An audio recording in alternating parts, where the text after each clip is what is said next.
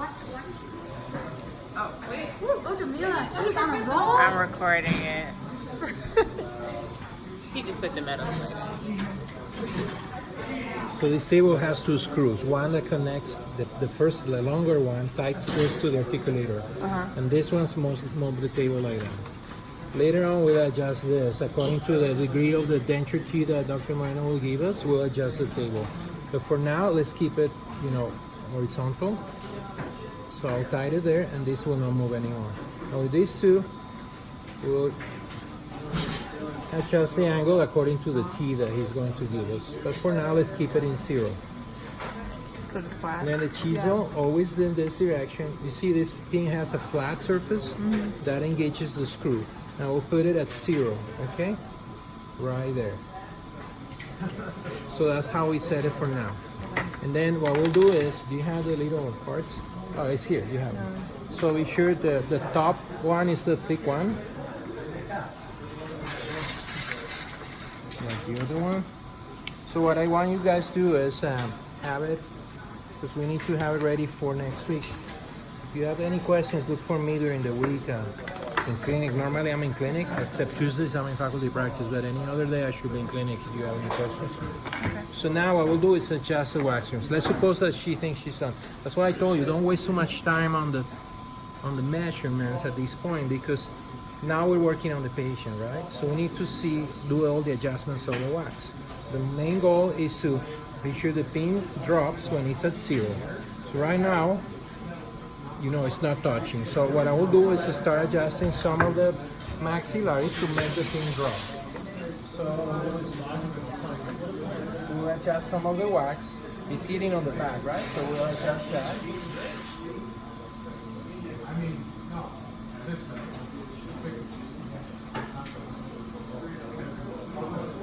You guys will play a little bit with both wax rims until it sets.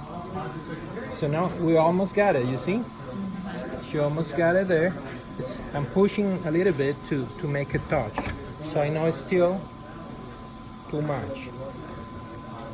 So we'll just touch it a little bit more.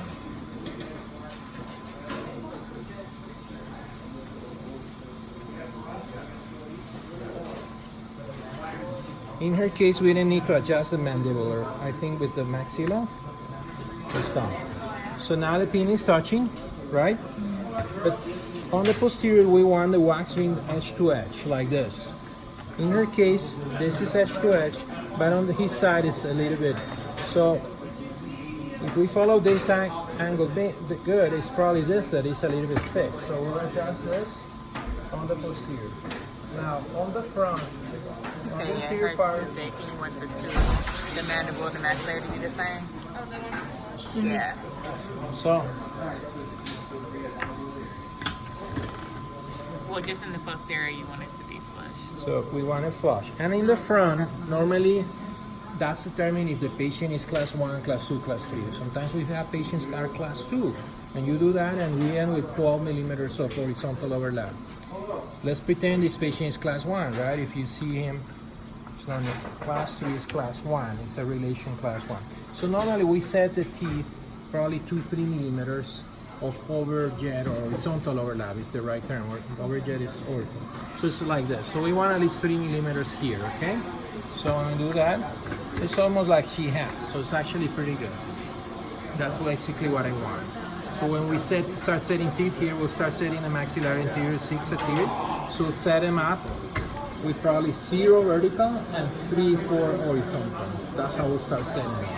So that's what I want you guys to do. As soon as we have that, we'll take a CR record, okay, of the patient. So what we'll do is It's not on. make some notches. You see how It's that not on. No. There are many ways to do that. Dr. Moreno likes to make an undercut of the mandible.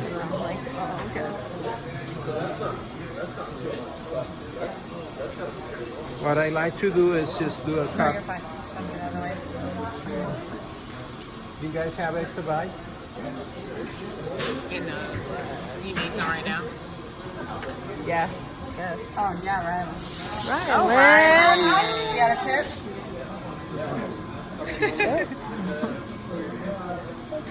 So I'll try to do it like Dr. Moreno likes it, which I don't like it, but it's okay. So you're creating like a little undercut there.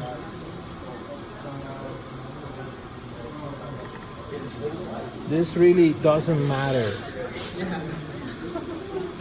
to do it this way.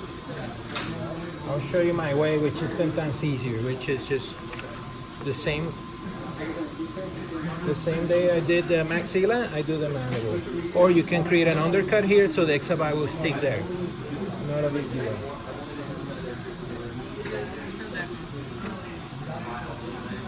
Okay, so you either create an undercut here, right?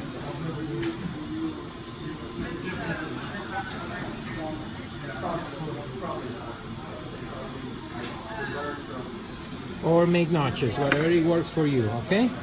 And then we'll do the exabyte. I always, on my patients, I square the entire arch. Some people only like to do where the notches are. I like it like this. Then I ask my patient go CR, move tongue way back, they retrude until you can CR. So now we're doing a CR record.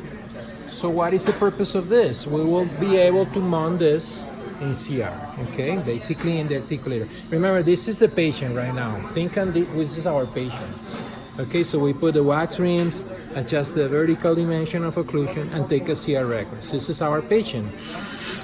So now we will need to mount in the articulator our cast, right? In the same position. So how we do that? In a real patient, we take a face bow. You guys know what a face bow is, right? Yeah. And then with that, we can mount the upper. But here we don't have a patient, so we need to make like a fake bow. So the way that Dr. Moreno wants to do a fake bow, so we'll keep this because this is the way we'll mount it, right? This is how we'll mount this in our articulator. Now, how do we start mounting? We need to mount the arch first, a maxillary arch first, right? So how I mount this like that, exactly like my patient, if we don't have a face bow. We'll use the table. You know where's the, it's a table that, here we go. We'll put that table. And then, you guys, I want you to put Vaseline here and put plaster. And you will have an impression. So the plaster will stay here and you create an impression of the maxilla, right? Of the bone, right? So this will end with plaster with the shape of this maxilla. Then we'll take this out. This will fit there, right? Which is mid, and you will be able to mount the upper. And with this, we'll mount the lower. Make sense? Now, something very important. You need to make 3 index here, and it has to be big, deep ones. I'll show you. Let's go to the lab and show you how to do that. So that's a classic error. You guys don't do that right. So you have to use this in order to start mounting the maxillary. Yes, you need to put that. This is your patient. You will put a plaster here, Vaseline here, and create an impression of this. So this is a replica, right? So it will fit, and then you put a plate, and with mounting stone, mount that one. Make sense? And then I'll do the same on the manual. But let me show you the notches because I want you guys to make deep notches. The reason if you don't do deep notches, the lab will take your dentures and they will process it. And if they grind these casts and grind your notches, you will not be able to mount this again when the denture comes from the lab. So be sure you make very deep notches. Let me go to the lab and show you how I make the notches. And we're done. Yes, we